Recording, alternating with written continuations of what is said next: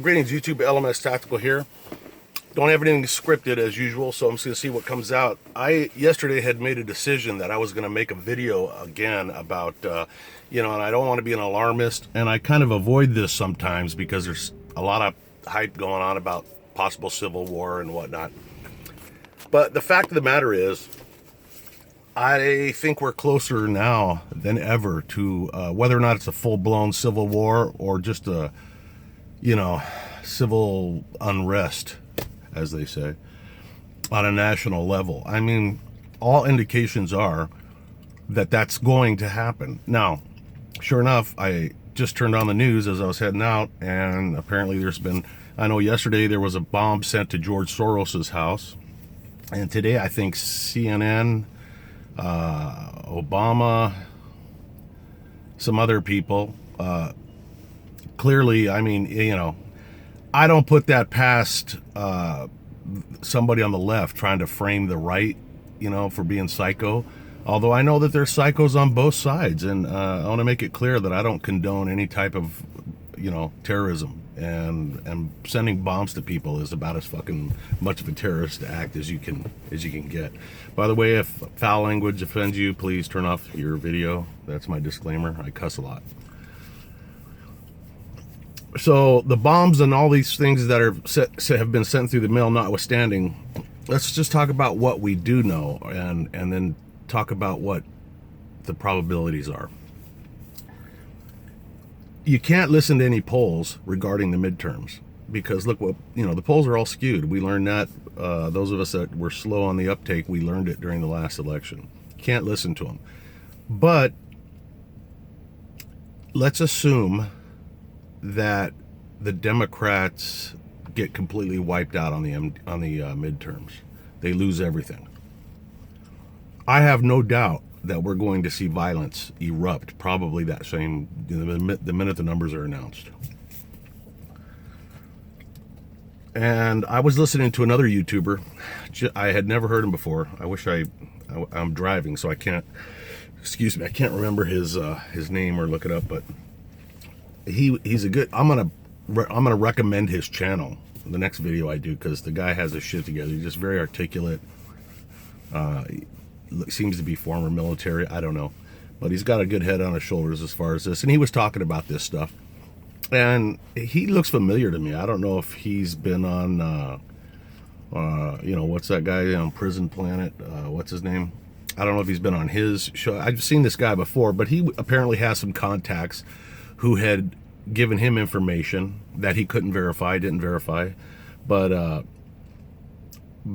information that there were Antifa kill teams that were discussing this openly on Twitter. And he was reading this stuff. And of course, how all this Twitter and Google, social media, YouTube, it's amazing how they censor us if we're pro-Trump or pro-America. But the things he was reading that were put out on Twitter were guys literally discussing openly the best way to have like a 5-man team, better to carry a handgun as opposed to an AR-15 because it's easier to conceal and you can kind of mix in with the conservatives and hit your target, and 5-man teams can coalesce with other 5-man teams and so on and so forth until they have like a squad.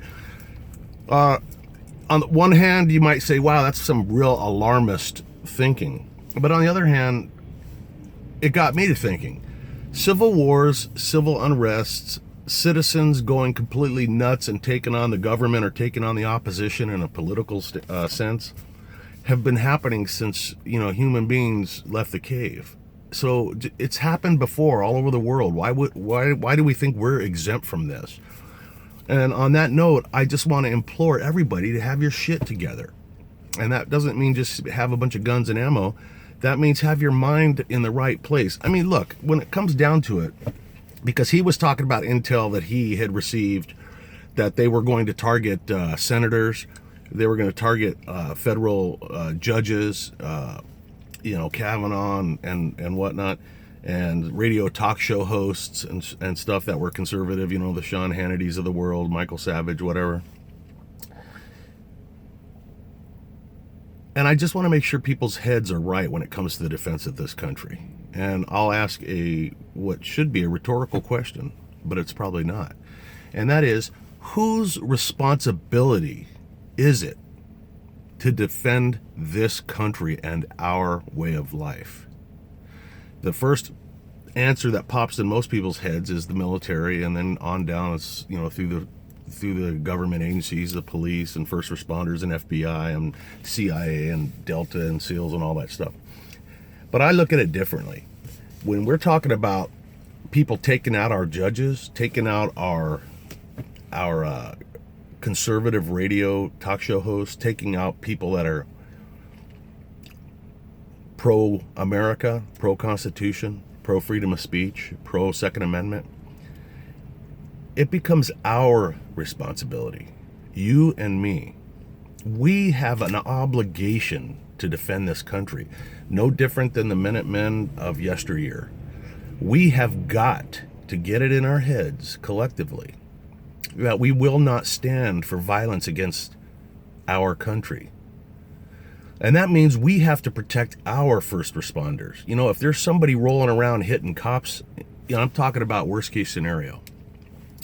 If there literally comes to a point where there are people rolling around and assassinating cops, then we need to defend those cops. And I could go into all kinds of tactical ways to do it and reasonable ways to do it. That's for a different show, but because I'll be here all day. But the fact of the matter is, we have to protect our government, and we have to protect all of the people within it, the senators, and that's right and left. We can't talk out of our mouths about how great this country is and how much we love it and the Constitution, and then champion people going out and killing the opposition. That's not the country we want. That's not the country we have, and we can't stand for it. If your neighbor is sending fucking explosives to, what's that asshole's name? George Soros. Look, man, if George Soros got hit by a fucking bus, I would probably masturbate in celebration. But if somebody executed him, I wouldn't be happy at all, because that's not the world I want to live in. I don't think we are a country of assassinations and pro-terrorism just because it happens to favor our side or whatever. No, you got to be consistent. This is just my opinion. And I can tell you that where I live, God help the asshole that decides that they're going to go out and start doing hits on police officers that are making traffic stops or whatever the case, or if they're manning roadblocks. Let's say we have martial law, that Trump puts out a martial law because shit's out of control, and then people start hitting, the security forces, law enforcement. I was in the 92 riots, man, and they were assassinating. They were shooting anything that worked for the government. Fireman got shot in the head, was fucked up. They were shooting at all the fire trucks, all of the ambulances, anybody that wore a uniform or represented government or law and order was a target. And I know that that's what's going to happen again, because that's how these psychos operate. Now, I don't care. You may be saying, well, I'm in a wheelchair and I'm, 70 years old. Well, if the best you can do when your neighborhood starts to fall apart, hopefully you've got some contingency plans and you've got water and food and things. I don't think it's going to be a prolonged thing.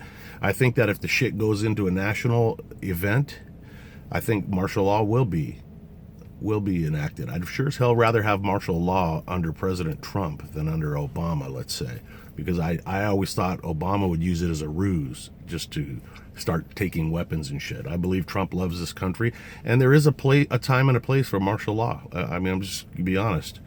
There's a time and a place for curfews. When you got motherfuckers running around, burning down places and killing people that they don't like because of race, color, or politics or religion, whatever, then you got to have it.